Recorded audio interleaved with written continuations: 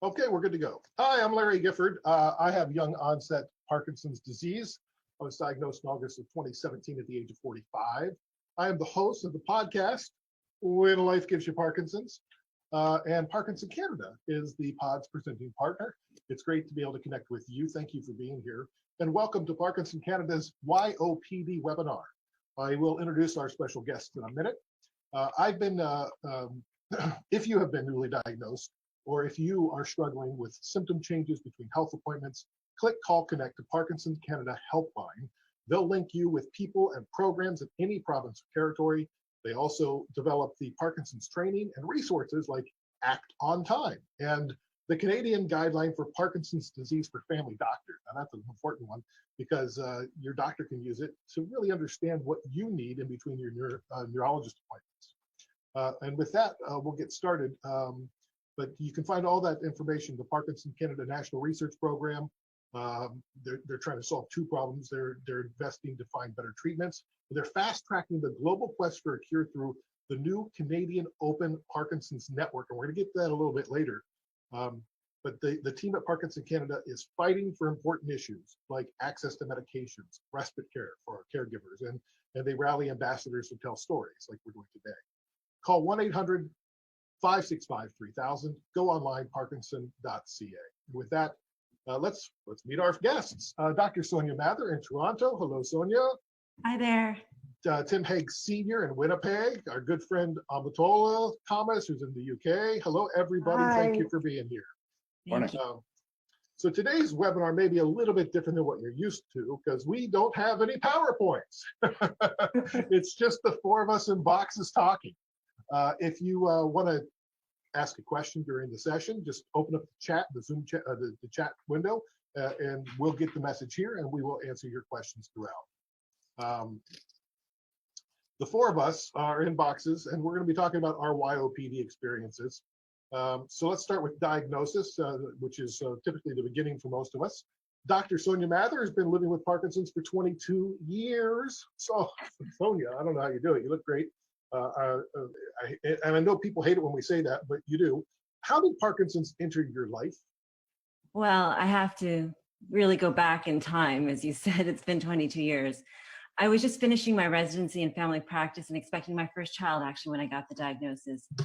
What had happened was I had a tremor in my right pinky finger. And for me, it was actually kind of medically intriguing because I was thinking, oh, wow, I've heard people describe what a tremor is, but I never experienced it. But that, sense of intriguing changed quite rapidly as I noticed it was becoming more consistent and persistent. I, like any good doctor, chose to ignore it. But my husband, who's also a physician, said, you know what, you've got to get that checked out. So I went to my neurologist and a friend of mine in the community center that I had just joined for my family practice.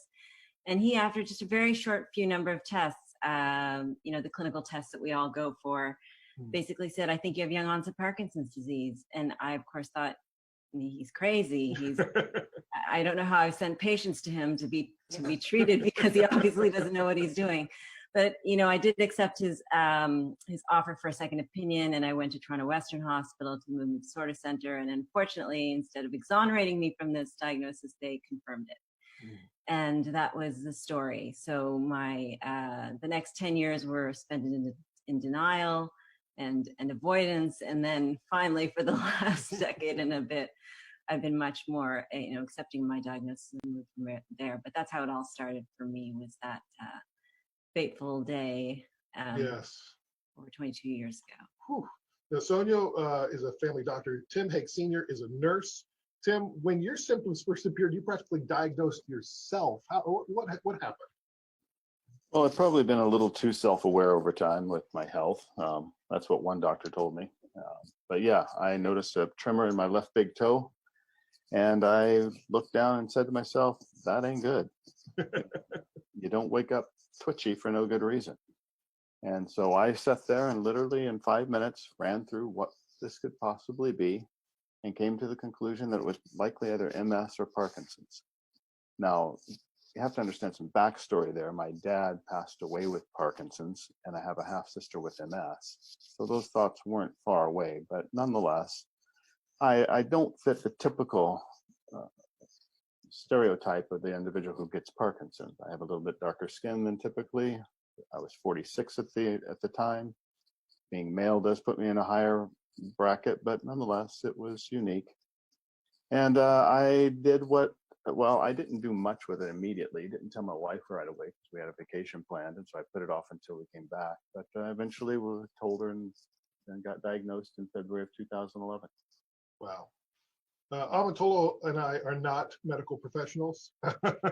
Omotola is a systems engineer and project manager. I'm a media executive. And our journeys to diagnosis were a lot longer and a little bit different. Omotola, how long did it take from the time the symptoms began to when you were diagnosed? It took almost 6 years, definitely over 5. In 2010, I noticed a slight twitch in, I think, the forefinger on my right hand.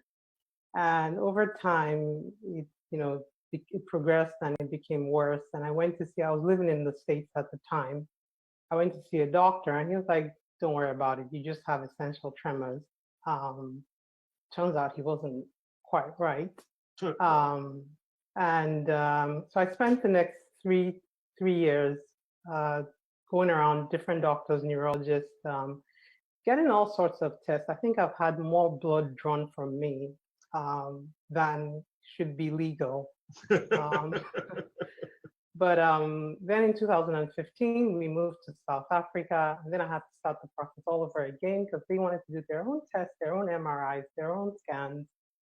At the beginning of 2016, this was the 6th year, all the doctors were like, you're too young to have Parkinson's. You're a young Black female. It's an old Black man, an old white male disease. You're not the typical candidate for Parkinson's. Finally, in 2016, a doctor told me in South Africa, he said, look, I think you have some form of Parkinsonism. I'm not sure, but I would suggest you go to see this specialist in England. Coincidentally, we were planning to move to England about that time as well. And so I came here, did a DAP scan, and I got diagnosed June 17, 2016. Why do you think it took so long? I definitely think my age was, like I said, my age, my race, my gender was a factor. People just it was not the first thing that came to doctor's mind. It took 5 years for the first doctor to actually suggest that I may have Parkinson's. And did you find vast differences in healthcare in the different, not even just different countries, but different continents? Yes, definitely. I say this often. I say I feel quite privileged to live in a country where my access to healthcare is independent of my socioeconomic status. It wasn't quite that way in South Africa. Every time I went to a doctor, I had to pay for it. And thankfully, I was able to afford that, but not everybody can do that. Yeah, so my diagnosis story is very well addressed in the podcast, but I was 45 when I was diagnosed, but I'd had symptoms for like 8 years. Mine started with my gait.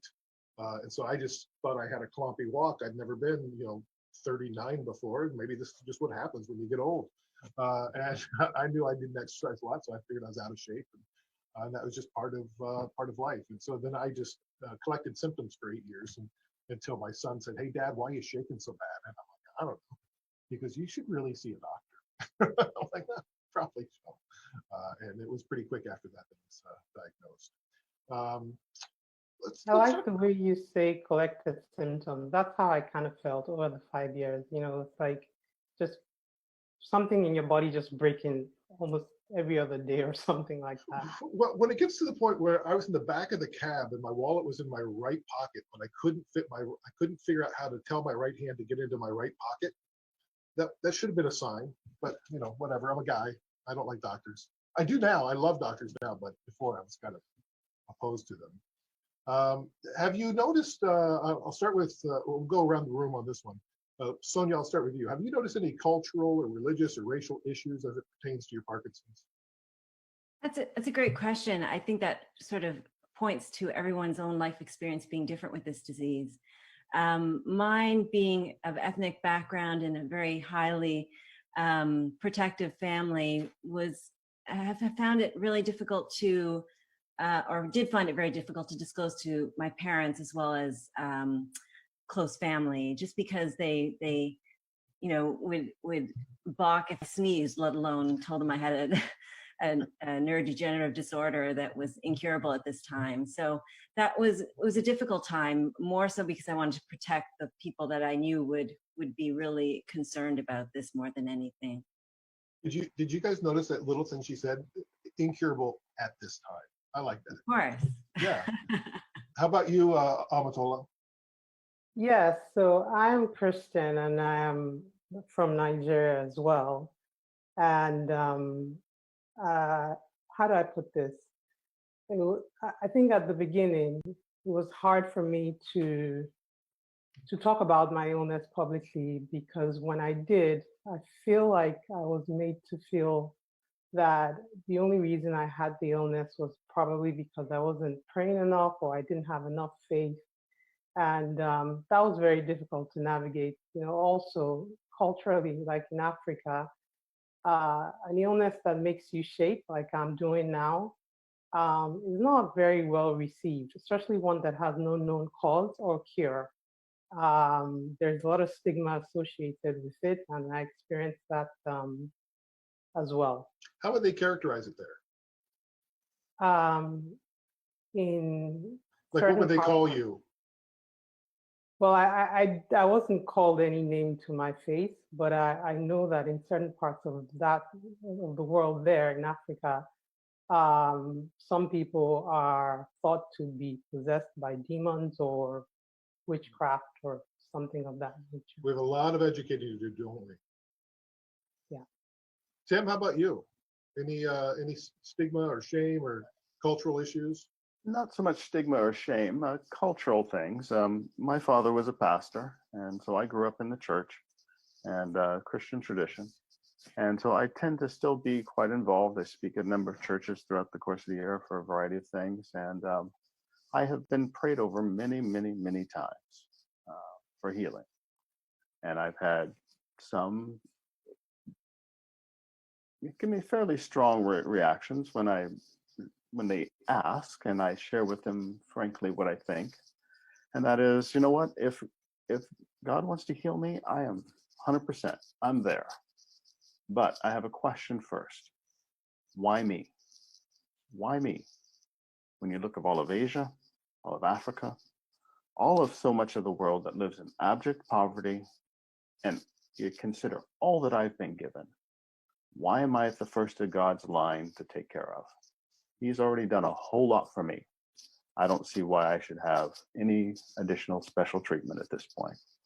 Sonia, I saw you nodding along. Yeah, I mean, I think that we, maybe the initial reaction is why me in a different sense is why did I get this disease? But I agree. Now my thinking is why not me? I'm obviously able to handle it. I have a great support system. I'm not lacking in any type of support whatsoever. And it's better me than someone who's not able to handle it as easily, or who has a family that they need to support, or there's a multitude of reasons that I feel like this is sort of what was given to me, was what was supposed to be. And this is now the path that my life has taken, and I accept that. Cool. And I really like that comment, because I am a firm believer in that. This is the journey I've been called to. Yeah. I think often in life, we look for ways to get off the journey. If it's not what I like, if it's not what I signed up for, if it's not what I thought I was going to get, I want to find exit 1A right now and get onto something else. And yet the reality is, Parkinson's has brought so much good into my life. It has brought far more good than it has taken. And I could spend the next 30 minutes walking you through it, but I'll just leave it at that to say that Parkinson's has given me far more than it's taken at this point. I would have to concur with Tim. And, in addition to, I don't technically say why not me, but I ask the question, if not me, then who? Like who should get this, So, but I agree with you, Tim. Parkinson's has brought many blessings to my life, and I'm not thankful that I have the disease, but I'm thankful for the person it has shaped me to be. to become. Yeah, I mean, I think we all agree on that sentiment. I mean, and just looking at these 4 boxes, the friendships that we've all made over the course of this disease are, you know, are worth the journey. I mean, we have lifelong friends around the world now, right? All right. Thanks to the World Parkinson Congress, which, by the way, is coming up in 2022 in Barcelona, Spain. WPC2022.org. Check it out. Soania, maybe you can sort of set the stage a little bit as our resident doctor. What is YOPD? Young onset Parkinson's disease is basically Parkinson's disease that occurs at an earlier age. So it depends on who you're talking to in terms of what that age may be. Some say less than 60, some say less than 50. So it depends on the definition that people put out. But it's a unique disease in that it affects people at the prime of their lives in terms of raising families, occupationally. You know, people are just sort of starting out on their careers and that sort of thing. So it has, although the symptoms might be quite similar in some ways to our older counterparts, it has a whole sort of different set of socioeconomic factors that come into play. Tim, how has your YOPD affected your relationships with your family?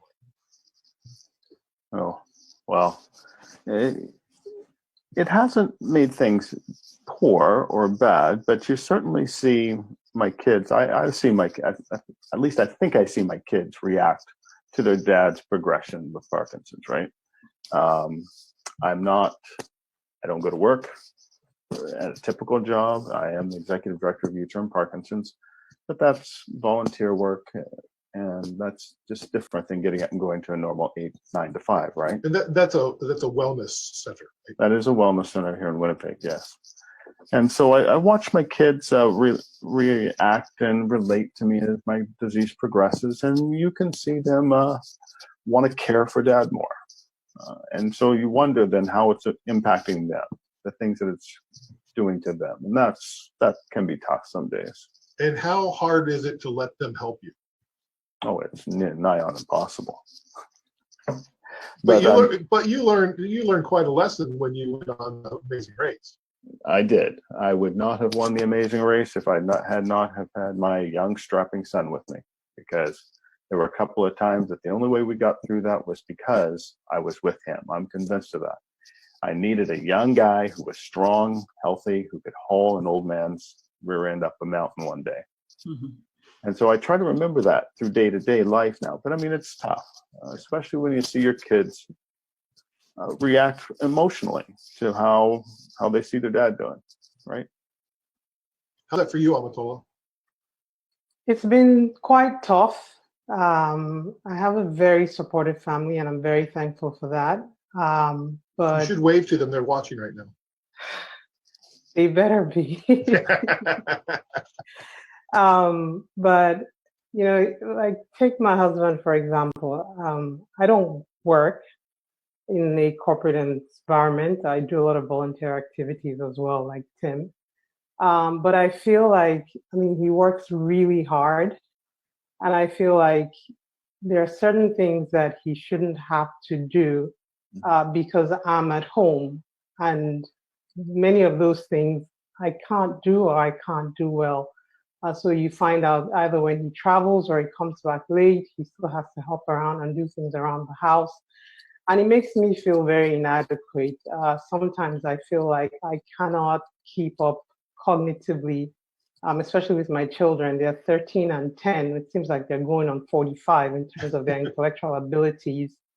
And it's really difficult because sometimes they ask me questions and I know the answer in my head, but I cannot figure out a way to explain it to them. And I feel really dumb sometimes. I know I'm not, but it affects me. Yeah. How about you, Soania? Yeah, I mean, I think that this disease is not a diagnosis for us alone, it's for our whole family. So it really does, you know, affect them. For myself, my children have never known me to not have Parkinson's. It came at a time, as I said, I was expecting my first, and I had 2 more daughters after my first daughter was born. So they've always known me in this capacity. So I found that they've learned a lot from it in a positive way. They've learned charity. They've learned the importance of perseverance and the most important thing, that not everything's going to be perfect in life, but you have to adapt to it, and that's kind of determine the kind of person you become. But I agree with Tim and Omotola that I find now my struggle is not physical with them as much as it is allowing them to see the disease progress, allowing them to see that their mom isn't superwoman as she may want to portray herself as, that there are weaknesses that I have. And I find with 3 teenage daughters, that's been difficult for me to show, not that they wouldn't respond. And I think that's mostly the conflict between us. If we do have conflict, is that they don't feel I'm being forthright enough. But that, as someone who's never really wanted a pity party, is hard to do. Yeah, I saw you react when Tim said it was hard to let his sons help him, or his children help him. How hard is it to let your daughters help? It's hard. It's hard because my stubborn streak is always that I can do this. You know, it's more I can, I will, end of story kind of situation. So it reflects to me, which is wrong, completely wrong. It reflects to me a weakness in myself as opposed to a strength in them. And that's what I'm trying to, intellectually I've gotten over, but emotionally it's hard to put into practice. Well, I have a 10-year-old son, Henry, who is on the podcast every now and again. And it's hard because there's times when I get home and he wants to, like last night, I was working all day and I got home and he's, hey, let's go play. And I'm like, I need to have some solitude. I need to sit down. I need to, maybe even take a little bit of a 15-minute nap. We're going to eat dinner. And then after dinner, I can play. But I need that downtime to regenerate. And he doesn't know. He just wants to play now, right now. And it's hard to say no. And it hurts to say no. I'm gonna say a couple of statements. This is going to be different. I want you to raise your hand if you've ever done this. And I've got 5 of these, 6 of these. Raise your hand if you've ever said, I don't want to be a burden to my family. Raise your hand if you've had to comfort somebody else because of their reaction to your Parkinson's diagnosis. Raise your hand if you felt so good you wondered if you really have Parkinson's. Put a finger out. Okay. Felt so I don't know bad. what that feels like. Raise your hand if you've ever felt so bad you wondered if you could even get out of bed that day. Raise your hand if you told someone that you were having a bad day with your Parkinson's and they said, well, you look good. Oh. And raise your hand if you've ever been unreasonably anxious. I'm experiencing that right now. Are you really? No, I'm kidding. So this is that kind of sort of encapsulates some of what we go through on a regular basis. How do you explain to people what the Parkinson's experience is like? Omotola. I don't really know how to qualify that, because for me, sometimes it feels like the rigidity feels like I'm trapped inside my body.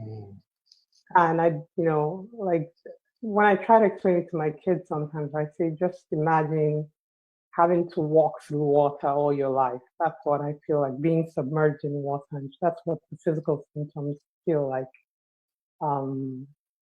Yeah. Tim, how do you explain it? There's a few things. One way that I've done in the past when I speak is I'll have people reach over to their neighbor and grab their shirt sleeve. And I'll tell them, say, I want you to take the shirt sleeve and just pull on it. And just do that. Don't stop, and we're just going to carry on now, okay? And I'll carry on with my speech, and don't stop. I'll see the crowds go, just don't stop. No, you stop when I tell you to. Just keep that going. And that's Parkinson's. That's the tremor in Parkinson's. Have you stopped? Because I didn't say stop. Don't stop. Now stop. Okay, start. Stop. And remember that it's going to start again. No matter how long I let you rest, it start, and you never know when it's going to happen. And it just goes and goes and goes and goes. And that's all aspects of Parkinson's, whether it's the tremor, the rigidity, the fogginess, whatever it is, it's just there. Did you stop? Because it didn't say stop. It never, ever stops. And if it does, you know darn sure it's coming back, because it never, ever stops. And I've literally had audiences in tears when I do that. I'm about to cry now. Because it's a very real. It's a harsh reality. Yeah. It's one thing to talk about a tremor. It's another thing to experience this disease ongoing all the time. And I'll point out to people, okay, you're shaking this shirt. That's not a big deal, is it? It's not gonna kill you, this particular tremor. It's not gonna, you can go on with your life, can't you? You can still listen to me, can't you? You can do your job, can't you? Is it gonna stop you from writing, from typing, from doing your job? No, go on, do your job. And yet. Mm-hmm. Sonia, how do you explain it? I mean, I take a little bit of a different approach in terms of trying to explain it. I go from the fact that this is kind of an unwelcome guest on my journey, that my quality of life is compromised by something I have no control over, that, you know, my activities of daily living, things that people take for granted that are easy to do, are not so easy some days. They may be if my medications are right, but not always. And that something as simple as putting on a pair of shoes or getting dressed in the morning, or you know, even walking to the kitchen to get my daughters their breakfast is difficult at times. And so I talk about it more from an impact on my quality of life more than anything else. So one of the things that happens when you have Parkinson's is like you begin to feel a little bit sluggish or off, and then you realize you haven't taken your levodopa yet, like I'm feeling right now. So we're all on levodopa, right? Yes. Ish. How are we feeling about the gold standard medication for Parkinson's being over 50 years old? Sonia?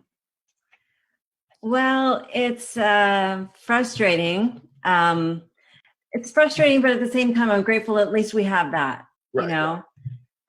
It's frustrating that this disease has affected so many and will affect so many more, and we're still relying on medication that was developed that long ago. But it is still the gold standard. It still helps people with their quality of life. And until there's better treatments out there, it's what we're going to be using. But I was going to mention, I am very optimistic about what's coming down the pipeline. I think the conversation is starting to change. It's not just all about dopamine. We know that now. It's not just a motor disease. We know that now. So I'm hopeful for the future that we will eventually get to the point where dopamine may not be the gold standard and we've found something better.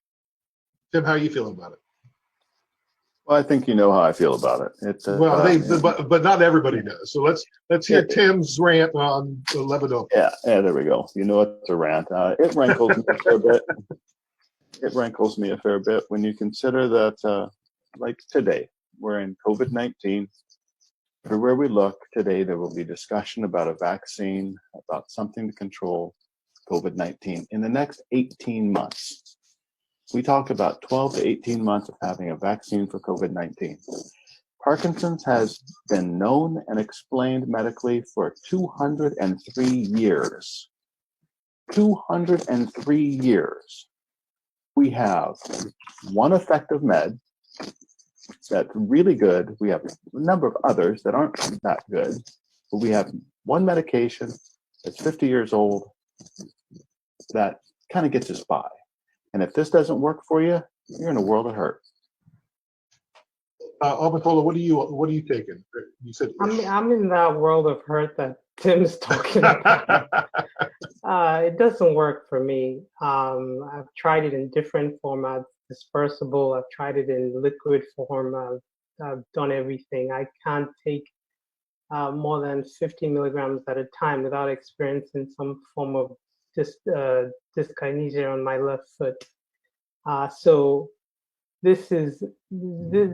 I take this. I'm on the patch. Oh, the patch. Yeah. Is that an agonist? Yeah, it's an agonist. It's called the Renupro patch, Rotigotine, and it's an interesting story because I started the patch about 2 years ago, and I got off it because of compulsive eating, and now I have to come back on it because levodopa doesn't work for me. And I remember I just started this again about 6 weeks I put it, because I know what I went through when I got on it, and I know what I went through when I got off it, and it wasn't pretty. So for me to have to succumb and go back to it, it was a painful experience for me. Let's talk about the experience of the dopamine agonist withdrawal syndrome. Yeah. How's that work? So I didn't know that this was a thing until I was well into it. Like I said, I experienced compulsive eating, and thankfully, like, my compulsive issues are things that I can talk about publicly. People that go on the agonist have things that they can't talk about publicly. Well, it can be porn, it can be sexual addiction, it can be shopping addictions, it could be anything. Yeah, but so because of the overeating, I was putting on quite a bit of weight. That was causing a lot of problems for me physically in terms of moving around, and I was just getting depressed about it. So I told my doctor that I can't do this anymore. So we had a plan, and they weaned me off it. And this was September, October of last year. And then towards the end of the year, I just realized that I was extremely apathetic. I was suffering from dysphoria. I had very little interest in doing anything. Thankfully, because I'm a mom, I think that bond with my children would force me at least to get up and get them breakfast and take them to school. That whatever that bond is between a mother and a child, and that was what literally made me come out of bed every morning. I'm generally a positive person. I call myself a reckless optimist. And for me to get to a stage where, honestly, life was just meh, no significance, no meaning, no importance. So I called my doctor and I said, I don't know what's going on with me, but this is not who I am. And then he had me come in, and then we talked about my drug, and he said, oh, you're going through something called dopamine agonist withdrawal syndrome. I was like, huh? Dopamine what? And then I come back home and I do a lot of research, and I found out that it's actually a thing. And then I posted about it on Facebook. And when I posted about some of my experiences, I got a lot of feedback and responses, and people saying, oh, this happened to me too. Oh, this happened to me too. But when you check online, it says it happens to only 10% of people. I don't buy that. That's amazing. Yours was the first I'd heard about it as well. It's really interesting. And just think about me going through that. It was a very difficult and dark period of my life, and I know that I've gone through that. But imagine the level of immobility and pain that I was going through, and discomfort, for me to go back on the same meds. Yeah. Now I'm hoping, obviously, that second time around, with the foreknowledge of what I went through, I don't know, maybe it helps me better prepared. I don't know. But for now, it's making me fluid. And well, with all the drugs, and Sonia, you can correct me because I'm not a medical professional, but what I do know is that they for most of my drugs, they're like, don't just stop using them. Try to phase off them if you're not going to use them anymore. Yeah, I mean, especially with dopamine agonists, recent studies have shown the numbers probably more like 19% of people who come off that are on dopamine agonists, they experience dopamine withdrawal syndrome as they're trying to come off of it. So it's really important to be under medical supervision when you're doing this, because the tapering has to be really slow and monitored closely for symptoms like dopamine agonist withdrawal syndrome, which can be quite significant. I don't know, Omotola, exactly what you experienced, but certainly the nausea and vomiting and flushing and anxiety and panic attacks and depression that you can get with it are really quite overwhelming. It is. We're going to take questions from the audience in about 10 minutes from now, but I've got some more questions. So if you want to fire in your questions now, we'll get to them in about 10 minutes. Tim, I want to talk to you. I want to transition to personal wellness. I know this is an area of interest of yours, a passion of yours. What is Poise? Poise is my little way of remembering the 6 spheres, if you will, of wellness. I look at wellness as, aiming for great health. You want to live really your best. You want to really live well, aim for great health. And then what's in that. We often think as wellness as just simply exercise, but it's not. Poise is physical exercise, wellness, occupational, those things that we spend our day doing, intellectual wellness, spiritual wellness, a second S, social wellness, and emotional wellness. And that's how I remember the 6 components of wellness. Poise. And poise happens to mean balance and equilibrium. And aren't those important words for Parkinson's? Looking for balance and equilibrium in our world. And so what we do at U-Turn Parkinson's, our wellness center, is we focus on wellness for people living with Parkinson's. And we focus on those 6 areas and helping people live well with this disease. We run things like rock steady boxing. We do yoga classes. We do a singing group to help maintain our voices and our speech, our swallowing. We're just starting art classes. We do a care partner cafe, a type of support group for our care partners. Great. And a whole raft of things in helping folks live well. So physically, is everybody here exercising every day, every week? Yes. Yeah.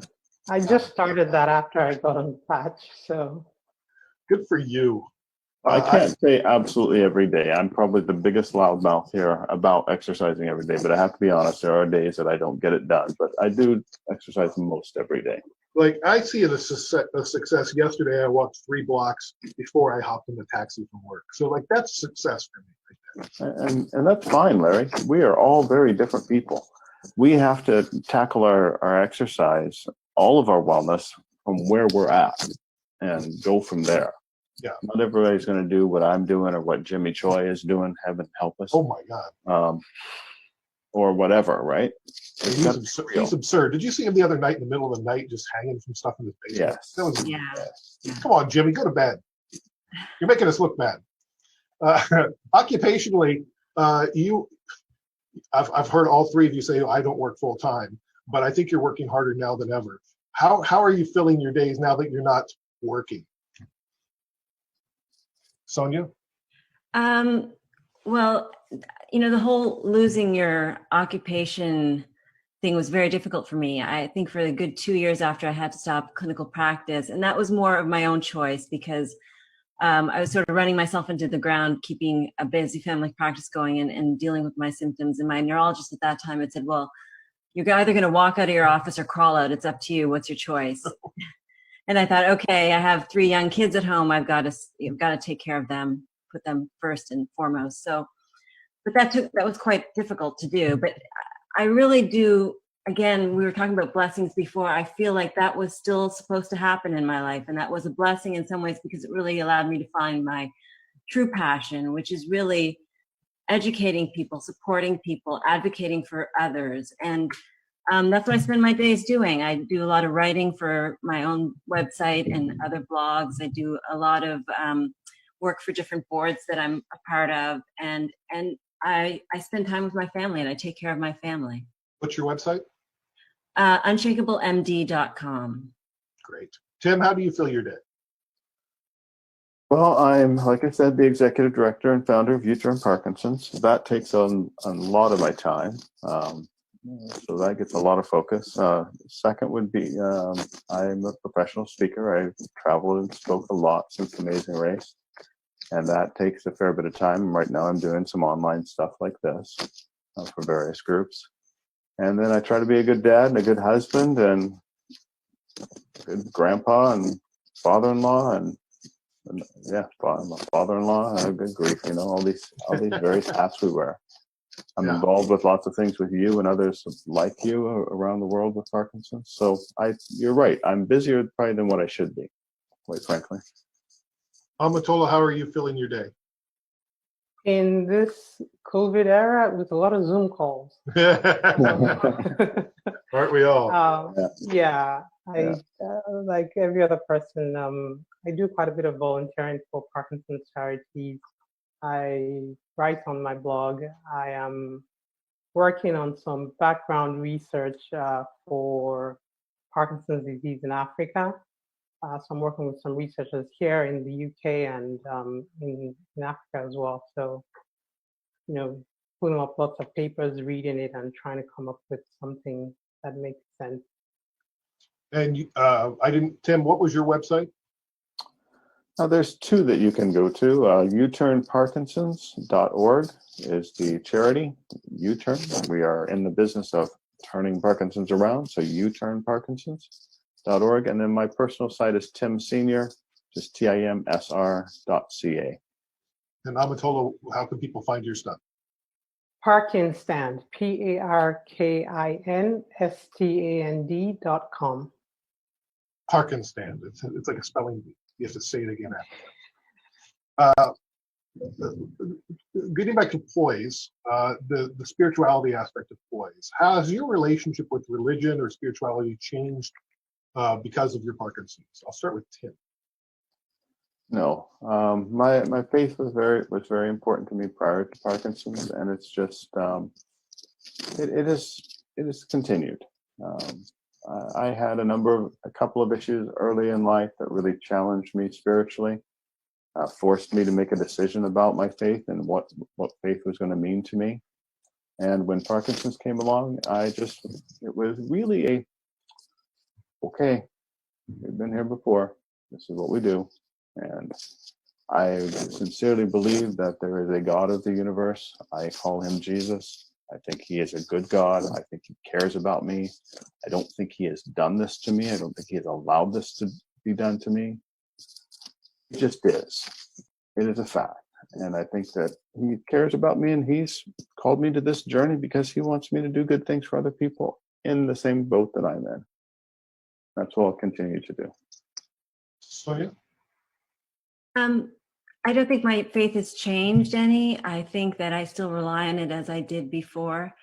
But I guess my conversations have been more about gratitude, for what I do have as opposed to what this disease has caused in my life. And gratitude for the people that have come into my life and the examples of perseverance and the examples of optimism that I'm shown every day by being part of this community. So if anything, it's strengthened my faith. It hasn't diminished it in any way. It's interesting. I was just talking to the author of Happier Now, Natalie Kogan, and her one of her things about gratitude is just spend 5 minutes in the morning just thinking of what you're grateful for, and just you spend that time with yourself, with no devices and no TV and no music, just be there, and you don't have to meditate, you don't have to do anything, but so I've started that practice, and it's very nice to realize what you have in your life, because sometimes this disease can remind you of pain and negativity and what you can't do, and it's knowing what you have and appreciating that's really important. Omotola, how has this impacted your faith? I honestly do not think I could have gone through this illness or be at the stage that I am without my faith and belief in God, especially with the non-motor symptoms, the mental health aspects like anxiety and depression. I feel like my faith has helped me personally, far more than any type of medication could have. And I firmly believe that I have, there's a purpose to my life, and I'm grateful for the opportunities that Parkinson's has brought into my life, and because of my faith, I believe that there will be many more. That's awesome. We've all read this book, Ending Parkinson's Disease, the prescription for action. You can sign the PAC, which is Prevent, Advocate, Care for, and Treat Parkinson's at endingpd.org/resources. But I want to ask each of you, what's one thing in that book that surprised you or stood out to you? Tim? I found the reality that Parkinson's may be self-induced through chemicals, through toxins, pesticides in our world. I had heard that was a possibility. I've never heard it preached, if you will, so directly as it is in the book. And that stunned me, that this could possibly be something that we've done to ourselves. Sonia?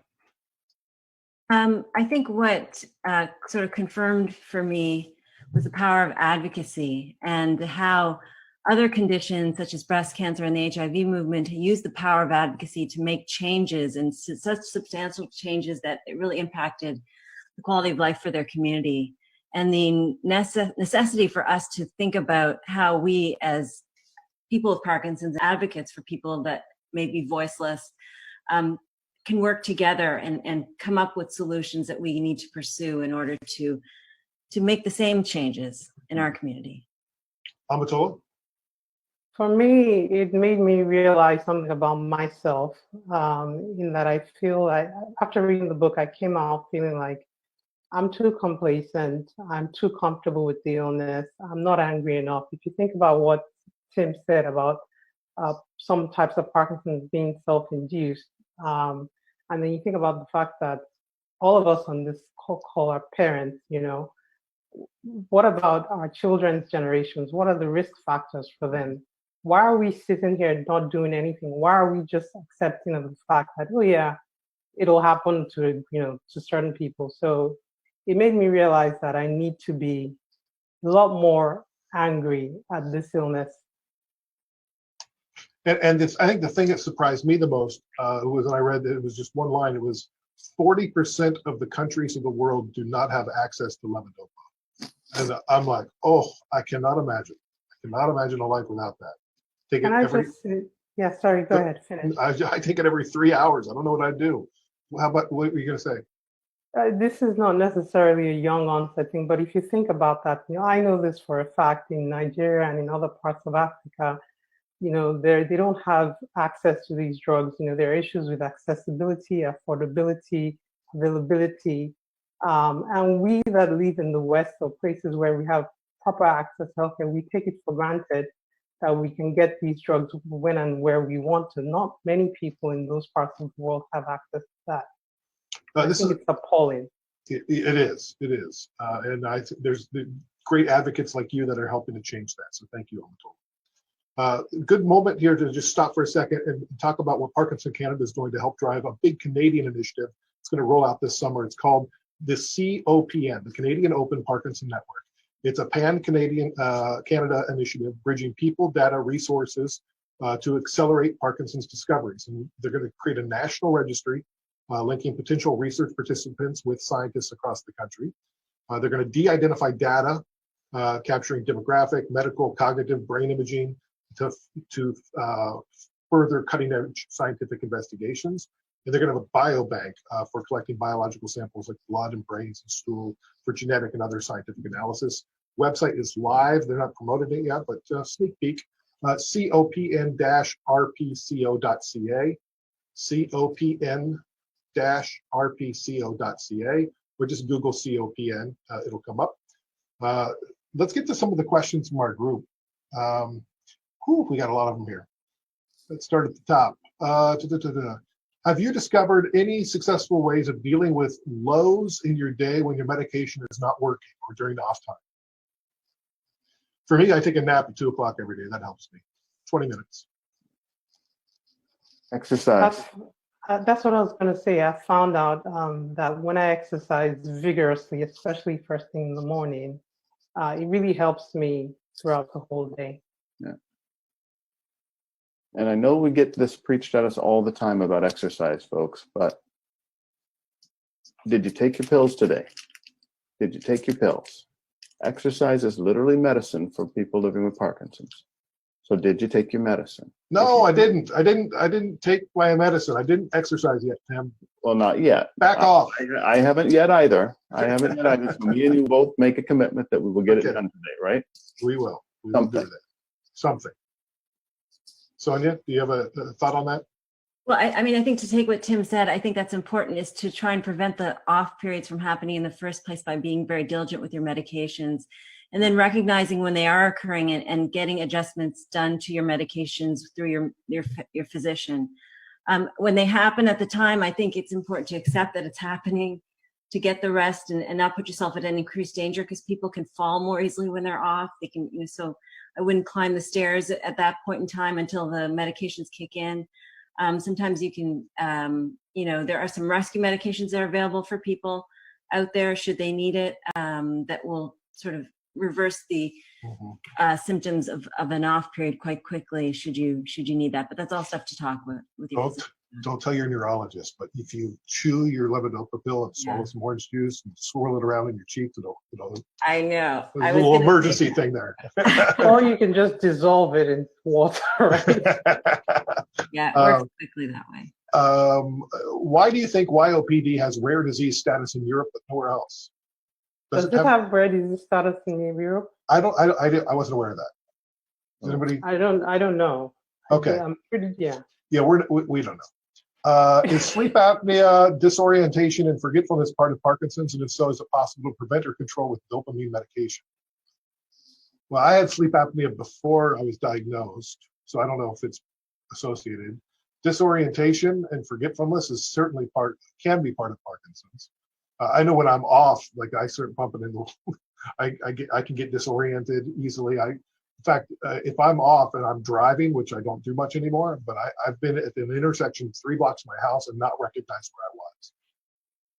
Larry, you missed the question before that. Okay, well, let's start with this one. Anybody have any other thoughts on disorientation and forgetfulness in dopamine? I find it very much the same. I can get really lost in the fog, if you will, if I don't get my nap pretty much every day. And if I miss my meds, oh my.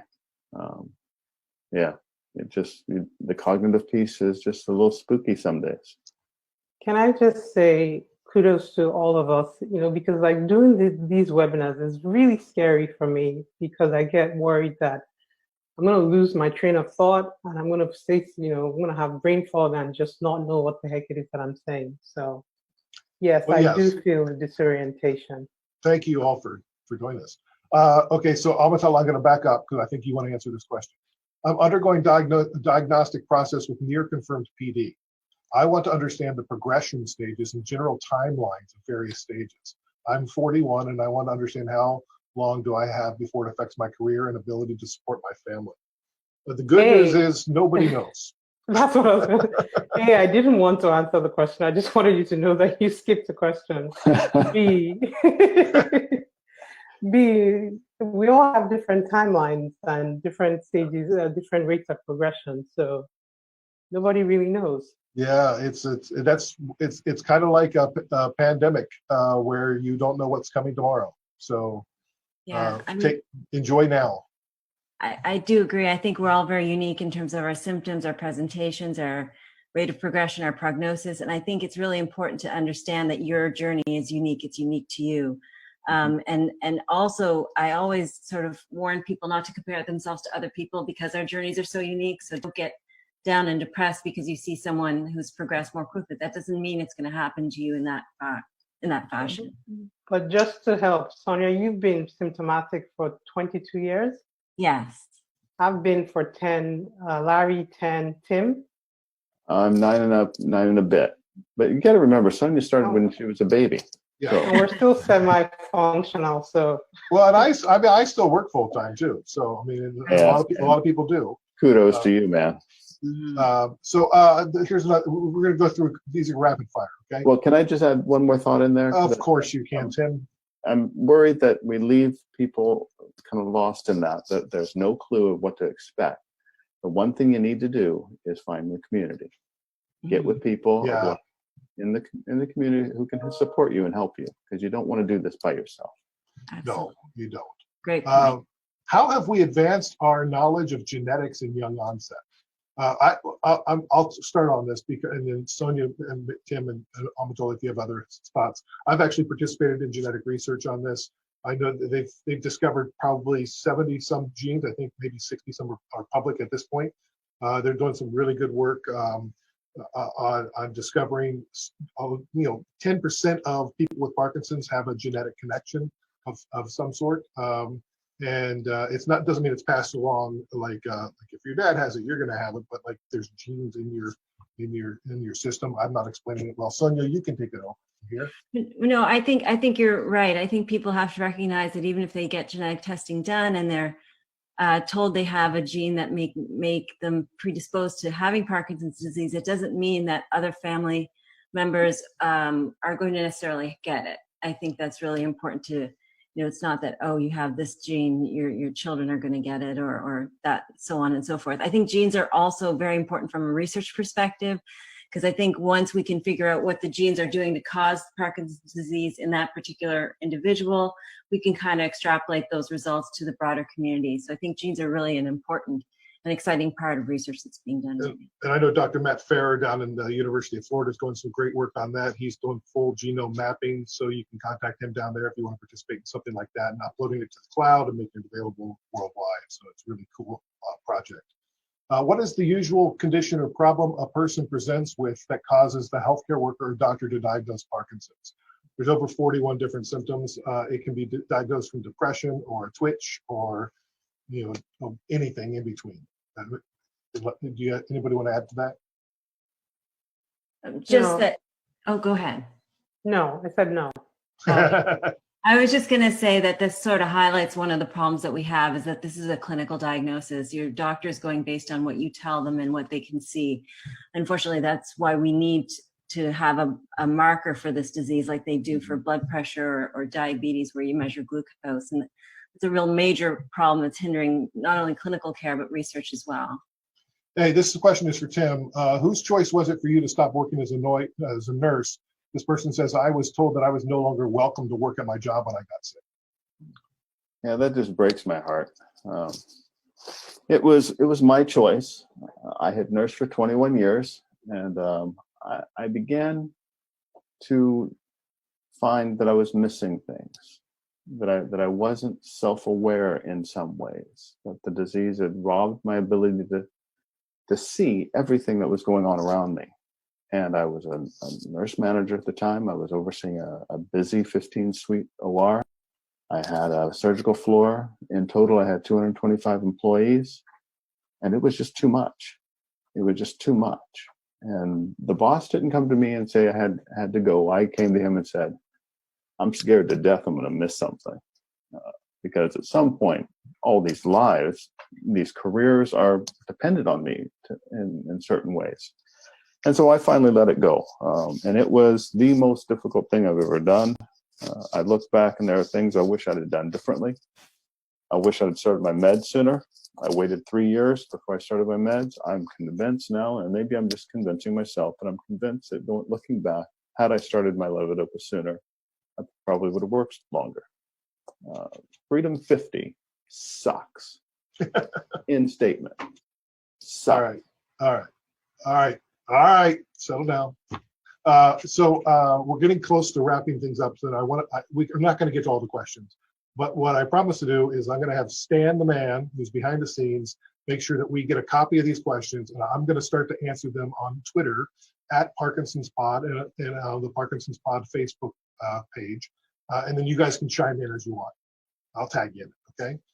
Here's a question. What is the most exciting thing that you see coming in the next 5 to 10 years that may change the course of the disease in YOPD? Raise your hand if you want to go first. Sonia. I think that's where my scientific side gets excited, because as I mentioned, 22 years ago, the landscape was very different. The research landscape was all about dopamine, all about motor symptoms, but now we're expanding beyond that. We know it's a whole body disease. We know there's much more to it than dopamine. And as I think I said, you can't cure what you don't know. So any increase in the understanding of the disease leads us closer to better treatments and a cure. So I think there's lots coming down the pipeline to be excited about, because they're not just focused on one area. Tim? And I am excited about the concept of wellness centers for Parkinson's. We have done so much in the area of research. We have spent, just Michael J. Fox has spent over $1 billion in research. And we've begun the conversation about wellness now. And I love research. I want to see this thing cured. I would love to have this taken away in my lifetime. But in the meantime, the nurse in me says we have to take care of people. We have to take care of people. If we don't, we won't have the people to do advocacy. We won't have the people to be in research projects. We need to get behind the idea of balancing what we do and taking care of all the ones of us living with this disease while we look for a cure. And I'm excited to see that thinking begin to take root and see some practical outshoots to it. Omotola. I'm excited that Tim and Sonia are excited. I am excited because we talked earlier about the C Open, the Canadian Open Parkinson's Network, and I'm seeing that as I talk to the different leaders of organizations around the world that are trying to make life better for people with Parkinson's and trying to find a way to end this disease, that they're beginning to collaborate more and more with each other. And it's not just a Canadian thing, it's not just a U.S. thing or a UK thing. These groups are coming together with a global force and a fierce passion for making life better with Parkinson's and finding a way to end it altogether. And I think that's what's needed, that focus, that collaboration, that passion. And we all need to figure out how to develop an urgency, not just within our community, but around the world. And I think that in the next 10 years, we could really rally the world and make a big difference in the way YOPD and PD is maybe even write the last chapter of that disease. That excites me. That excites me. Larry, real quick, somebody asked, is PD a life of pain, pain, and pain? No, it's not. It's difficult, it's challenging, but if you get yourself in the right community, get yourself the right support, and, you know, I've talked about my faith in God. I think everybody needs to find something that they believe in, I think you can very much live a fulfilling life. It's very difficult, but it's not a life of pain, pain, and pain. Anybody else want to add to that? Well said. Go ahead, Tim. No, you go ahead. I was going to say, the other thing that sort of gives me hope, and you're right, it's not about pain, pain, pain. You kind of have to let go of your fear of the future in this disease, because in order to begin living your present, because really fear is paralyzing. It's an emotion that kind of keeps you mired in your problems and doesn't allow you to move forward. So optimism and hope is a choice, a difficult choice, but it is a choice nevertheless. I want to thank you all for being here. We are at time. We're over time. We have gone into bonus time. And we could probably go on for several more hours. I love talking to you guys. And you all inspire me to keep moving every day and to get out of bed and put one foot in front of the other and live my best life. So thank you for what you do. As do you, Larry. Thank you. As do you. Thank you. And I want to thank you for joining us today. Generous Parkinson Canada supporters are fighting for you to fuel research and ensure that you and those who you care about have access to programs and services that inform and inspire.